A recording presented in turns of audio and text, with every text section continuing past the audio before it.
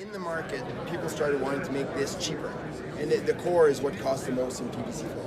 The only way you can make PVC cheaper is if you add recycled content, which is worth about 60% cheaper than virgin. When you use recycled content, you don't control what's in it. So, for example, if a water bottle had a cigarette butt in it, well, when the water bottle went to recycling, the cigarette butt got recycled with it. You don't control the quality of the PVC that you get. The more recycled content you add, the more this stuff really has to get bonded together, or else you're going to have a nightmare. So to bond it all together or turn it into plastic, you have to put plasticizers. The more recycled content you use, the more plasticizers you have to use.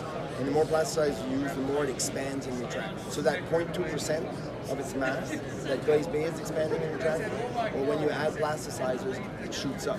When our competitors were using recycled PVC in, let's say, in front of a picture window where temperature would go up, it would peak, it would get really, really big and peak, and then obviously the click system fails, everything fails, and people have a bad taste in their mouth on PVC flooring.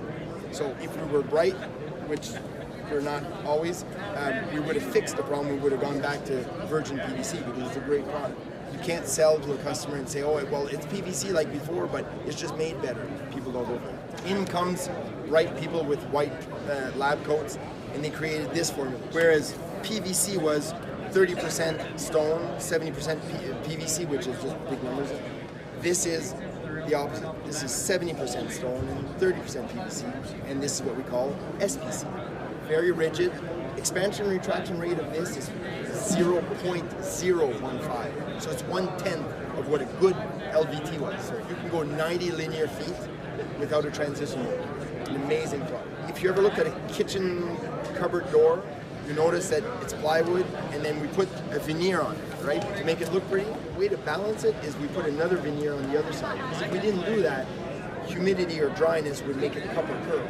The door has to be engineered so it doesn't move, but we're not doing it here, right? We have a monolithic core, one layer, and to that we add a film, which has no strength really, and then a wear layer.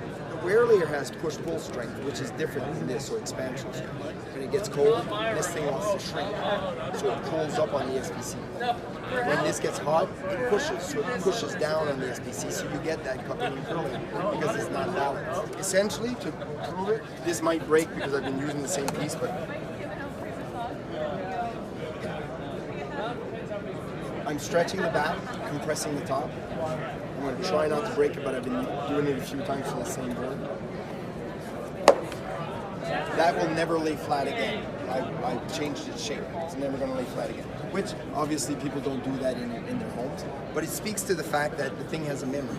So, when you're walking on SPC, if you have a concavity underneath, it bounces.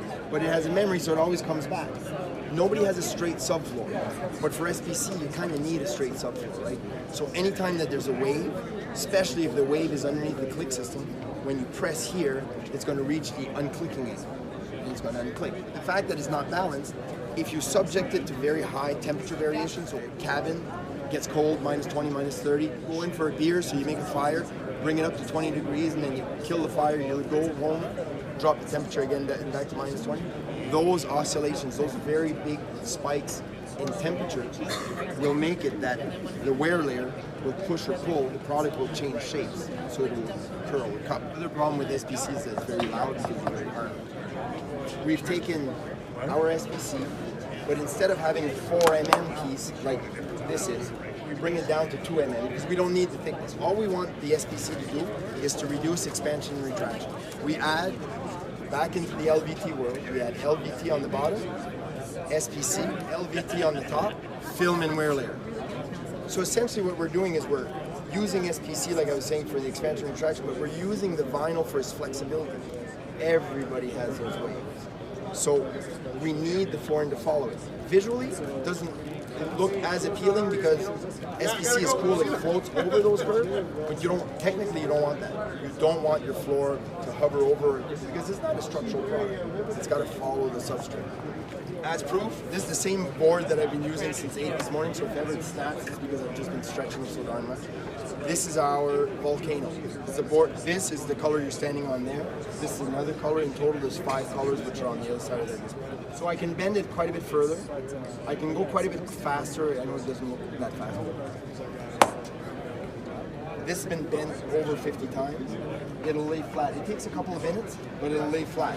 This one will never lay flat. The engineer fixes one problem of SPC, it's rigidity. It's vertical stability. One problem fixed. That's called Volcano.